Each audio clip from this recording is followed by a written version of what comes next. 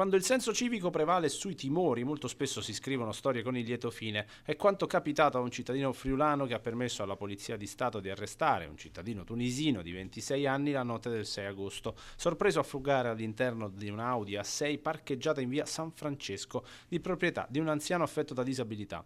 È stata fondamentale la segnalazione del cittadino udinese residente della zona, che è stato svegliato dal rumore dei vetri del finestrino infranti.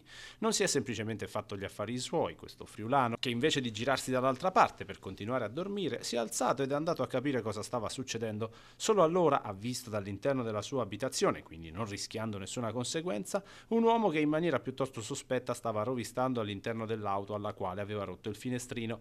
La chiamata al 112 ha attivato la Polizia di Stato, sopraggiunta in maniera rapida con una volante. Solo questa concatenazione di eventi ha permesso di sventare il furto, con il ladro subito identificato come recidivo. Aveva infatti subito già condanne per vari furti commessi sempre su autovetture in sosta, e non solo, il 26enne risultava essere stato scarcerato nella stessa mattinata dalla casa circondariale di Udine.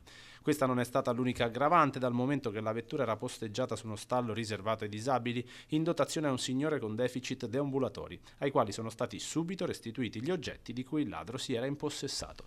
Il malvivente è stato riportato subito in carcere a disposizione dell'autorità giudiziaria, che ha convalidato l'arresto, oltre ad applicare il divieto di dimora nella regione Friuli Venezia Giulia.